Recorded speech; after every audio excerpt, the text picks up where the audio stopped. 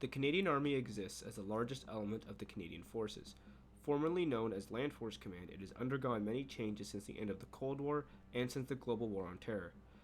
As the world moves to face more conventional threats in the modern day, the role of Canada's armed forces will shift too in regards to the enemy it fights. But before understanding what the Canadian Army will be facing, it is in fact more important to understand how the Canadian Army operates and is structured to then best understand what it can do and fight. In order to do that, we will examine their ORBAT, or unit structure. The Canadian Army is arranged accordingly to its size and geography for which it must accommodate. The Army then consists of 5 divisions. This consists of 3 div, 4 div, 2 div, 5 div, and 1 div.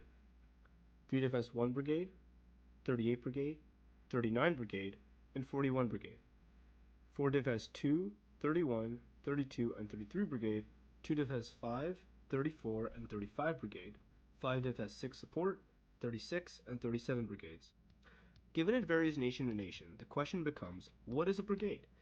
The Canadian Army answers this with the concept of brigade groups, composite brigade formations that offer a diverse array of combat and support elements that can support a variety of missions on the spectrum of operations. They can also be task-tailored and support specialized subordinate formations such as Arctic Response Companies and battle groups. While there may be some variance, generally a Canadian brigade group will consist of the following maneuver or fighting units and support elements. Using 2 brigade as an example, we find a headquarters and signal squadron as the command support element, and then subordinate to brigade command, there will be an artillery regiment, 3 battalions of mechanized infantry or 2 battalions of mechanized and 1 battalion of light infantry, an armored regiment, an engineer regiment, and a service battalion.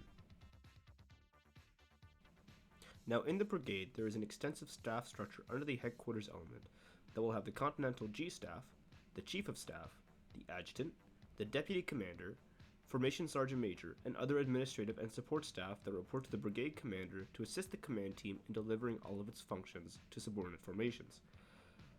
But what do these units do exactly? What is their purpose?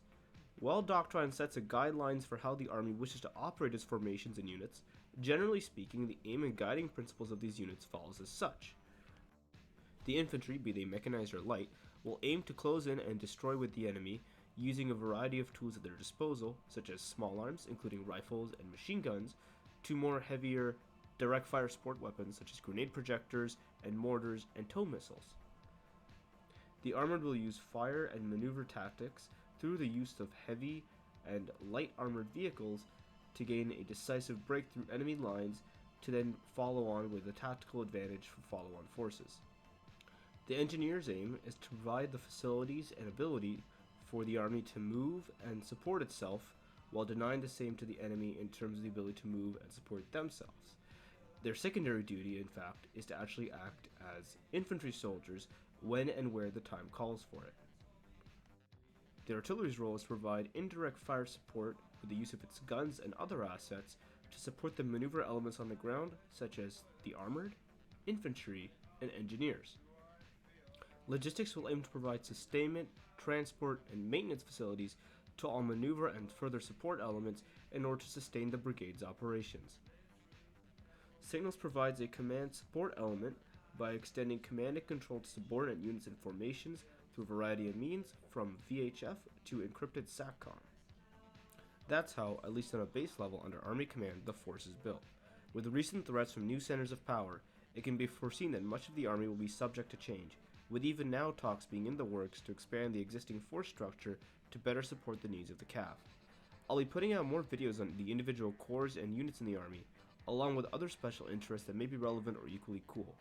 In the meantime, stay tuned. We ask soldiers to kill people who they don't even know whenever we decide those people are the enemy. And we ask them to sign a contract with unlimited liability.